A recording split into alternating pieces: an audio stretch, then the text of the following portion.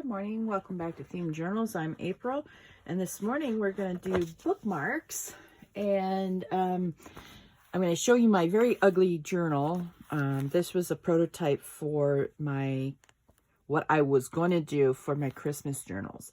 But as you can see, it did not turn out very well, so I turned this very ugly journal into my tag holder because I love making tags. It's one of my favorite things. And so I turned this very ugly journal into a tag journal just to keep records of my all the tags I've ever made. And today we're making a bookmark that's unlike any other of the tags I've made so far. And see how pretty that bookmark is? Let me put down my bandit. Hang on. Put down there and sit, boy. Good boy. Okay, so this is what we're going to be making this morning. Now, the reason why I chose to put this one in my journal is because this is a little bit crooked. I don't want to give crooked ones away. So this will be in my personal journal just as a reminder of what I did. Now, this is the end. This is the end, how we need to make all of it.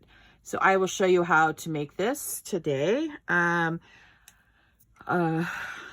Anyway, I'll be using gold ribbon clasps instead of silver because I don't have any silver.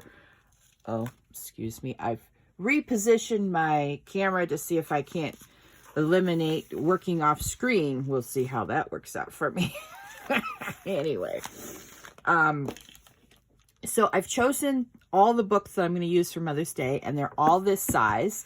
They may not be as thick as this, but anyway, what you're going to need today is your jewelry tools, especially your round and flat nose pliers. You're going to need jump rings, your cutting tool, wire, and your beads. You don't have to use pearl beads, but because I'm doing this for Mother's Day, I'm going to use pearl beads. And you also will need ribbon clasps.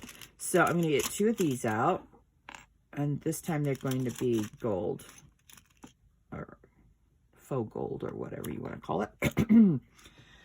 All right. And then you need your ribbon that you're going to use. I'm going to do another purple one. And what I did was I sort of took it like that. But let's get you a real measurement here. Let's take the prototype. Where's my... Oh, you know what? I can measure this with my big one here. I have different sized measuring tools for... Now, this is just the size of the ribbon. All right, so let's see how many inches this is. Oops, sorry.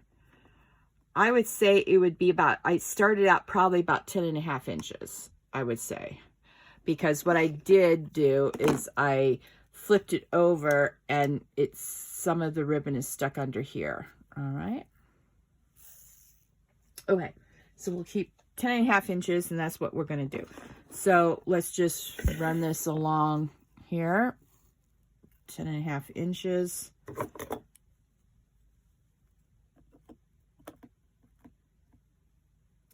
Give it a little snip. You'll need, your fabric cutting scissors. And then we've got our bookmark, our initial bookmark. Okay, so what I discovered on the prototype is that you want to flip that over just a little bit, just so it has a neat, tidy end, okay? You can put it right there on the end if you want, like so. But if your ribbon is wider than the ribbon clasp, then you run into a problem with the edge being uneven. So just for continuity, we're going to flip it over like so. Now, what you need, let's discuss ribbons. So you need a ribbon that is symmetrical on both sides. You can see the different ribbons I've found in my ribbon collection. both sides are symmetrical. Both sides are symmetrical. Symmetrical. Symmetrical. Okay, and so you don't want uneven edges. Let me see if I can find an uneven example of an uneven edge. I know I have one in one of my baggies here. Hang on.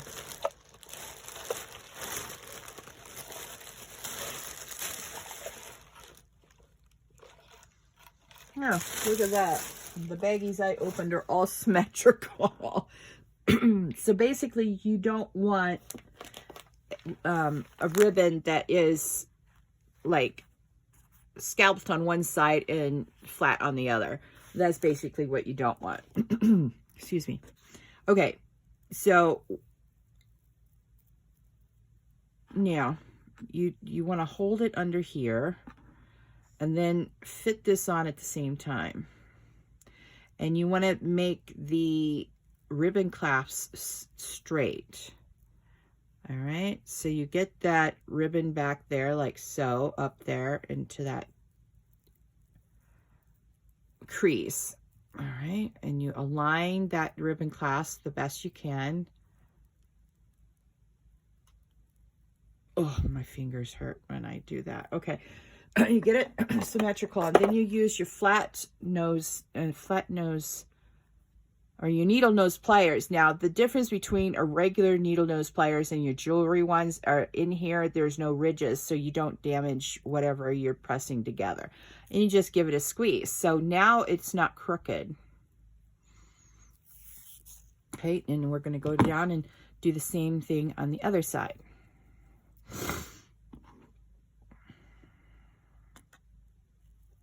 Just tuck it under just a little bit. Make sure that it's even on both sides.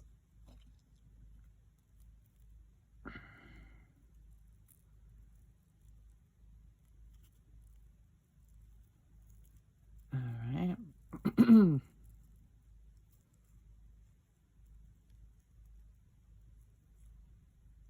Oops. All right. That's crooked. So I want to make it straight.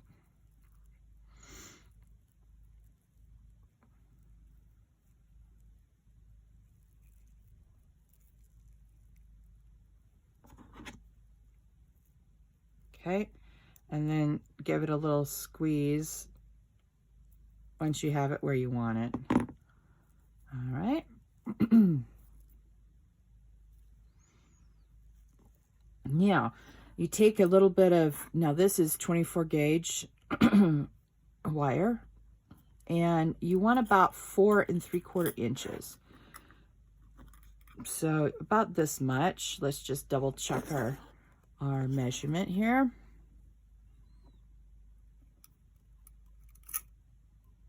All right, and you get your wire cutters out.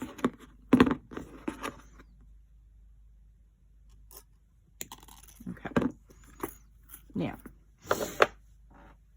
let's look at the design on the ends of my prototype. So where I curled this at the end like that. Let's see if you can see that. Yep. Okay, so I used 1, 2, 3 medium beads and 2 big beads, and then for the clasp, I have a jump ring onto the ribbon clasp, and then I put the curled part, which is curled for 3 loops, onto the top. Now, if you have what they call nail pins and AIL pins, these would be great for this project. So it's a straight pin with a flat nail head at the end, and then you put your beads on it, and then you curl it just like you do at this end and connect it to your jump ring and connect it to your ribbon clasp. But if you don't have it, which I don't, I'm going to show you how to make a nail pin from scratch. All right, so now we play 105. Now we look for our I don't know how it got over there, but anyway. Now this is where you want to use your round nose, and you just take your, and you start making a round circle around your needle nose plier. And then once you get it in a circle, a complete circle, you sort of make it come back on itself like so. All right, let's see. Yeah, there you go. And then you flip it around to the other side and you start putting your pretties on it. Let's see. Okay. Now I used this is the medium size that I'm using. So I put a medium size at the bottom. I'm still off screen, I see. As I've said in the past, I'm blind as a bat and I have to use I have to look over the rim of my glasses to see what I'm doing. All right. And then I'll use another big one. Oops.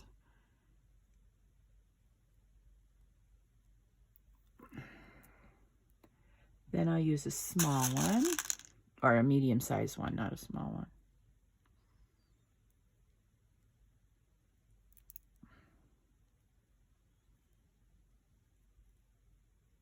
Okay. And then you do the same on this end. You want to roll it. Now, I'm not very good at this. I'll be the first to admit this. All right, let's try this again, April. All right. You want it to roll it on the fatter side of your thing. So you roll it like so, bring it up on this side. Oh, this is just what I do. And then I keep on moving it until I get the 3 loops that I want.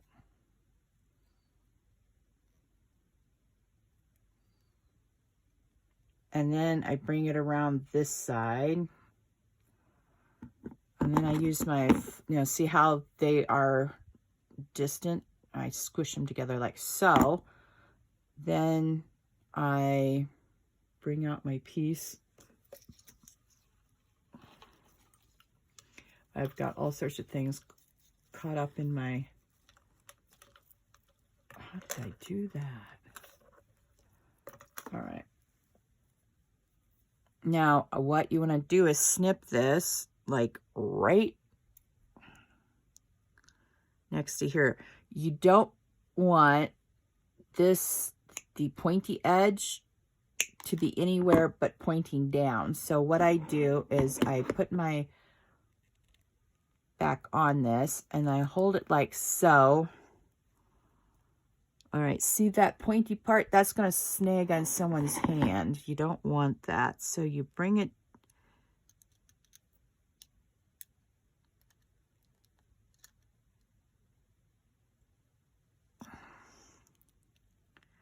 around, or you do something with it so it's not sticking out and not causing people harm.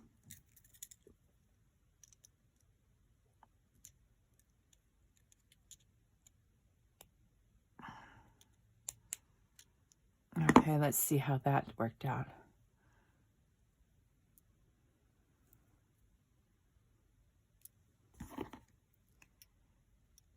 Yeah, it's too long. I should have shortened that a little bit better.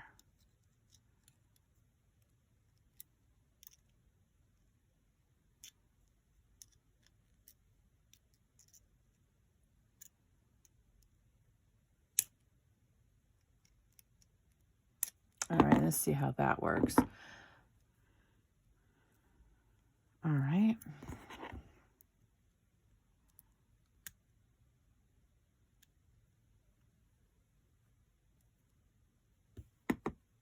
All right, the bottom part is all messed up now. Yep, okay.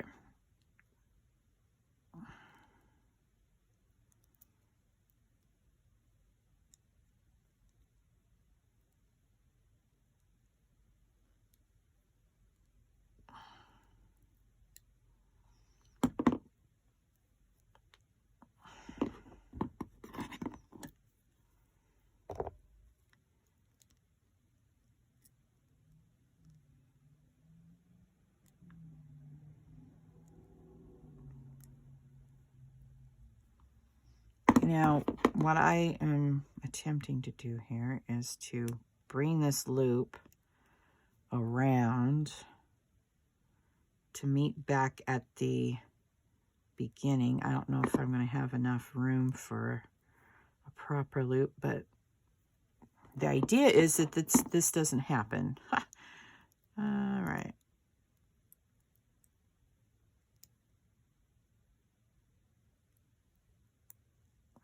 Because otherwise these can slip out. The idea is that this is supposed to be the pins, or the, all right, there. Let's try that. And then close it by using your,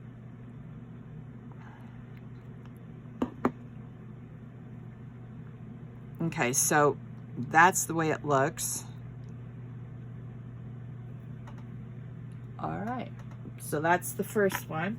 Now, I guess I'm going to try for a little bit less because I don't want all that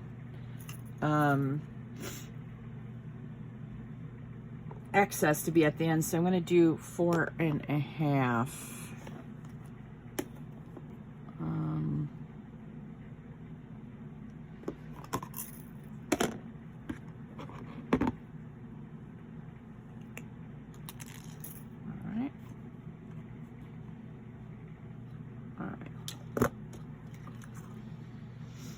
Now let's see if I can loop this better for the bottom portion of it. Now I want this loop to be smaller, so what you do is just bring it around. I should have done 2 the first time because now it won't unloop when we pull back on it. But see how that little spot here is sticking out? We want to twirl it around so it is like that. See how it meets that, and then we, all right, I see I was off screen again. That little piece, you want it to meet that before pulling it back on itself, okay? All right.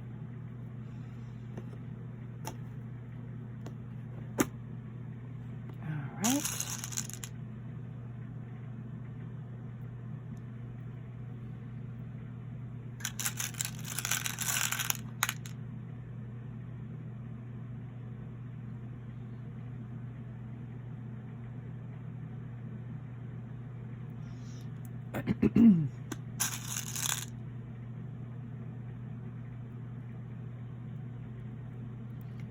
And then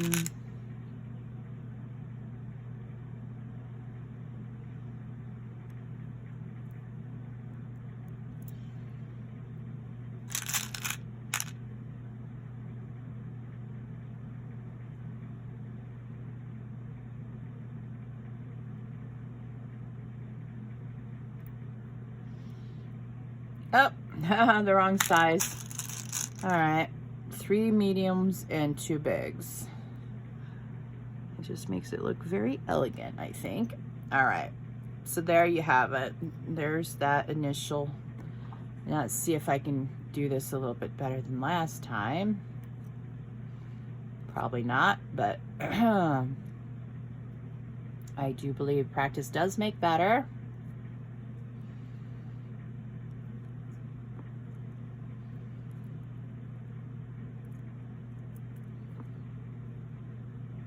All right, now let's mush these 3 together and then reshape it with this. I mean, it looks ridiculous right now.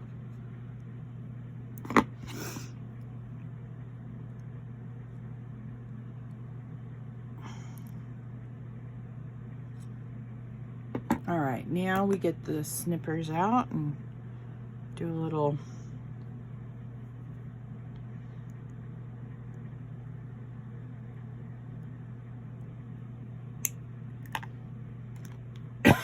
excuse me.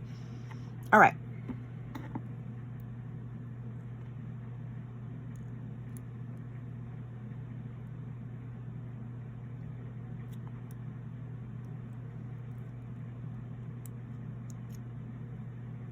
Okay, so now we have two. Let me shut my lid for my pretties. Now, these are my jump rings. If you can see that, it says top, because I've been opening it the wrong way for a long time. This half, I don't know why it looks like it should be the top, but this is the top. So, you know, if you have to mark yourself, that's fine. Do it, because, yeah. All right. Now, we're going to choose out some gold jump rings. Yes, I use my pliers to do this because there's just no way my little fat fingers can get in there and get any sort of satisfaction and pick them up. Okay. Now, the goal is to open up these jump rings and then stick it through stuff. Okay, so what you want to do is your jump rings open this way, not this way. They'll break if you open them this way. They're made to open this way. All right, so that's what we're going to do on the jump ring, just in case they're too small to see. I will try to keep this in screen here. All right, here we go. See how I open that? Okay, so you stick one end of this through the end of your ribbon clasp, and then you move and you get your pretty dangly at the end, and then you move them back.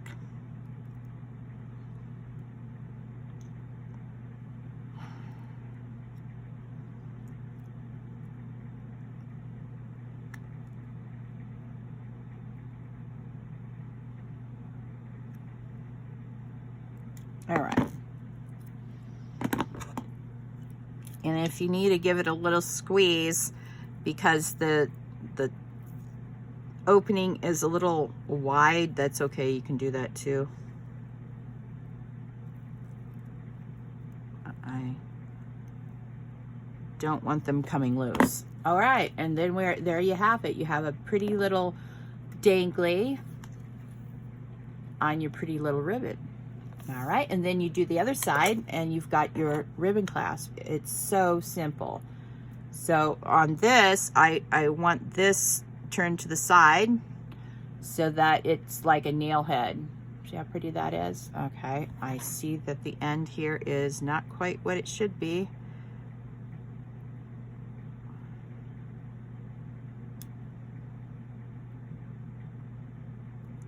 Okay, there. So it doesn't scratch somebody.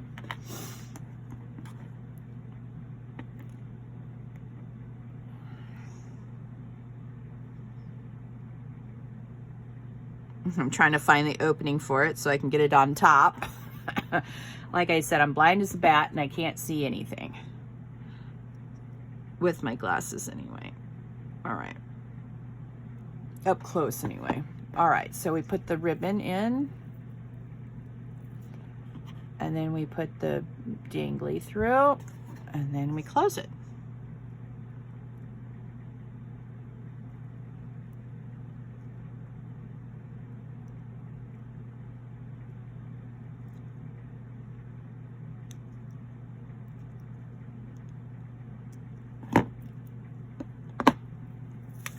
All right, and we've got a bookmark. Now, the beautiful thing about these bookmarks are that you put them through your book like so, and there's enough at the top and the bottom so that you can stand it up on your bookshelf and they don't make your book gap like that. Let's get this in the book right, April, so we can demonstrate. So the bookmark sticks out here and it sticks out here, so the book is completely closed, even sitting by itself, except where the ribbon is through it. You can have it here, and it still dangles quite nicely at the top and the bottom. See? And then here. All right. And so that's what I'm going to make for Mother's Day. I'll be making tags too, but right now my kitchen table is full of taxes, and so I need my kitchen table for tags. So I'm going to be making these in the meantime. I got all my pockets done. I've got all my notebooks done. I've got 22 books. I didn't have 24 books like I had, but 22 books is fine. And we'll be making more and more of these ribbons. This is my prototype, and one I'm keeping for my record journal. A sample of all my tags and ribbons and stuff are in this book, just to keep a diary of what I do. So I keep a journal, just not the traditional journal. So anyway, I hope you enjoyed this beautiful ribbon making session, and I'd just like to give a shout out to Natasha at Treasure Books.